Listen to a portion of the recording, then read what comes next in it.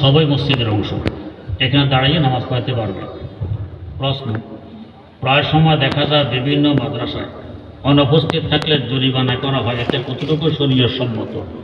এ নিয়ে দুই ধরনের মত আছে, শরীয়ত অসম্মতের মতো আছে, সম্মতের মতো আছে। তাই প্রয়োজনে জরিমানা নিয়ে আবার যে কারণ নেওয়া হয়েছে কারণ দূর হয়ে গেলে টাকাগুলো ফেরত দিয়ে দেওয়া ভালো। প্রশ্ন, জানাজার নামাজের পর মাইয়তকে কাঁধে নিয়ে 40 কদম হাঁটা কোরআন হাদিস দ্বারা প্রমাণিত আছে কিনা জানালে খুশি হতাম। এই ব্যাপারে ফতোয়ায়ে শামী এবং দুরুল মুখতার লিখেছে 40 কদম হাঁটার কথা। আমি খুঁজ না পারি উপরে কিতাবে লেখে কিনা, আল বাহরুর রায়কে পাওয়া গেল, আরও উপরে লেখে কিনা, আল মবসুতে সারকসিতে পাওয়া গেল, আরও উপরে লেখে কিনা, আরও উপরে নিয়ে হাঁটার কথা আছে, 40-এর কথা পাইনি। তবে 40 কদম হাঁটা নিষেধ নয়। প্রশ্ন, বন্ধক জমিনের হুকুম কি? জমিন বন্ধক রেখে তার দ্বারা উপকৃত হওয়া এটা সুদের অন্তর্ভুক্ত, এটা বৈধ নয়।